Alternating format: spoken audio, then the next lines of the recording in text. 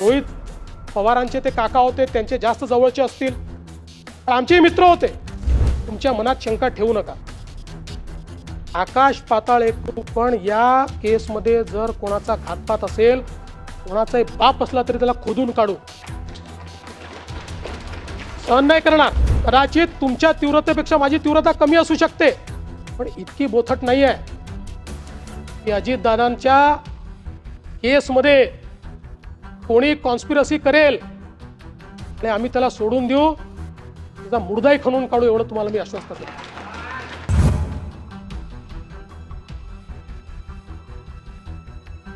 आपलं एक criminal justice system आपण समजून घेतली पाहिजे. क्रिमिनल जस्टिस सिस्टीम मध्ये या ठिकाणी to set the law in motion हे महत्वाचं असतं. To set the law in motion हे अपघाताच्या केसमध्ये एडीआरनीच आपण करतो. त्यानंतर ज्यावेळेस आता हे सगळे अहवाल येतील, यात निग्लिजन्स दिसेल किंवा जे दिसेल, ऑटोमॅटिक तो FIR होईल आणि त्यातनं त्याची चार्जशीट जाईल. म्हणून मला असं वाटतं की आता कदाचित रोहित पवारांचे ते काका होते, त्यांचे जास्त जवळचे असतील, पण आमचे मित्र होते. आणि मला तर असं वाटतं की कदाचित म्हणजे त्यांच्या जवळचे लोक सांगू शकतील की गेल्या 5-7-8 वर्षात तर जेवढी माझ्याशी मैत्री होती तेवढी कदाचित राजकारणात फार कोणाशी असेल असं मला वाटत नाही. त्यामुळे आम्ही कुठेतरी त्यांच्यावर FIR होऊ नये किंवा तो ब्लॉक व्हावा हे का करणार आहे. आपल्याला क्रिमिनल जस्टिस सिस्टीम मध्ये या पद्धतीनंच काम करावं लागतं. होतो ना, अगदी मी उदाहरण सांगतो की बावनकुळे साहेबांना बुक्की मारली, FIR होऊन जाईल, कारण ते हर्ट आहे. हा ऍक्सिडेंट असल्यामुळे पहिले एडीआर होतो, एडीआरच FIR मध्ये कन्वर्ट होतो. त्याची ती प्रोसेस चाललेली आहे.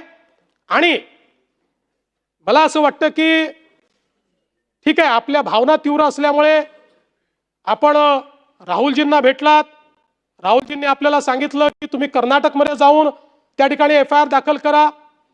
कर्नाटकमध्ये 0 FIR दाखल झाला. नाही ठीक आहे, त्यांनी नसेल सांगितलं, तुम्हाला मनात वाटलं असेल, पण मी तुम्हाला सांगतो, नाही द्या ना शेवटी, असं नाही, द्या शेवटी. पण मी तुम्हाला सांगतो, आपण जर बघितलं तर याच्यामध्ये हा जो काही 0 FIR आहे हा घेण्याचा अधिकारच कर्नाटकला नाही.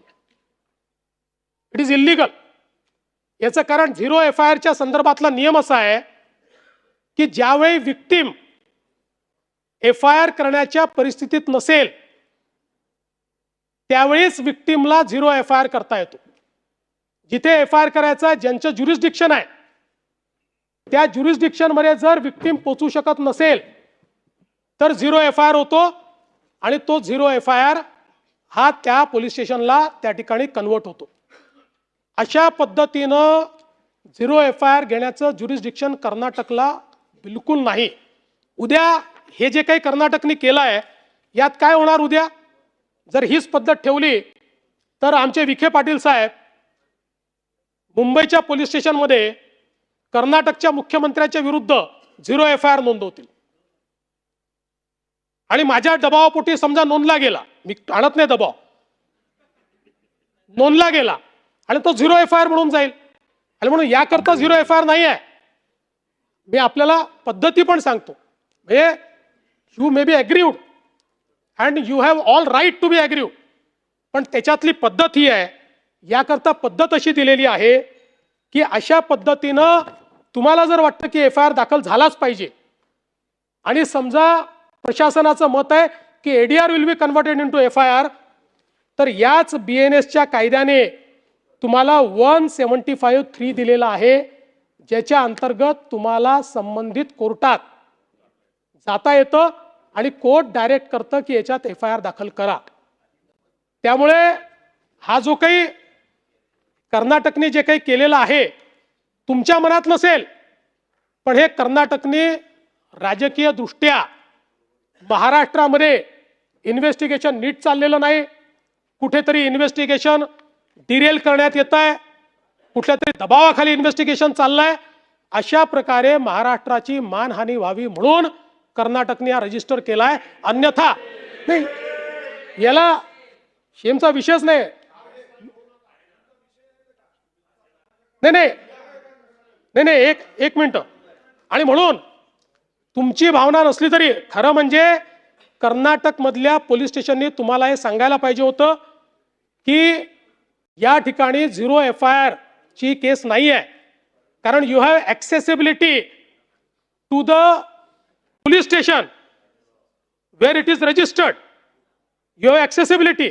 आणि त्यांनी जर तो रजिस्टर केला नाही तर 175(3) अंतर्गत तुम्ही कोर्टातनं तो रजिस्टर करून घेतला पाहिजे. पण मी तुम्हाला आश्वासित करतो, तुमच्या मनात शंका ठेवू नका. आकाश पाताळ एक करू, पण या केसमध्ये जर कोणाचा घातपात असेल, कोणाचा बाप असला तरी त्याला खोदून काढू, सहन नाही करणार.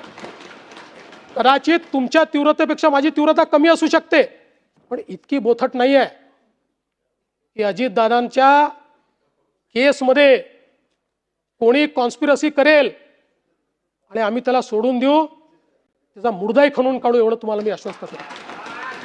आणि पुन्हा सांगतो, तुम्ही जे प्रयत्न करतात माझं समर्थन आहे, मी त्याच्या विरोधात नाही आहे. फक्त ते प्रयत्न करत असताना माझी तुम्हाला विनंती आहे, तुम्ही तरुण आहात, इतरांची तीव्रता कमी आहे असं तुम्ही समजू नका. कदाचित तुमच्यामध्ये लिडरशिप आहे, तुम्ही समोर जाऊन करतात. काही असे असतील की ज्यांना मनातलं वाटतंय पण ती लिडरशिप त्यांना दाखवता येत नाही किंवा त्यांच्यामध्ये ती कार्यपद्धती नाही आहे. आणि म्हणून मी पुन्हा एकदा या निमित्ताने सांगतो की या संपूर्ण इन्व्हेस्टिगेशनमध्ये जे करावं लागेल, आणि आपल्याला माहिती आहे, आपण स्वतः मला पत्र दिल्यानंतर आपण त्याचा उल्लेख केला, जसंच्या तसं मी ते पत्र केंद्र सरकारला पाठवलं आणि केंद्र सरकारकडे त्याचा पाठपुरावा मी करतोय. आणि म्हणून निश्चितपणे या संदर्भात मला असं वाटतं की कोणत्याही परिस्थितीमध्ये आपण यात काहीही चुकीचं हे होऊ देणार नाही, हे या निमित्ताने मी आपल्याला सांगतो.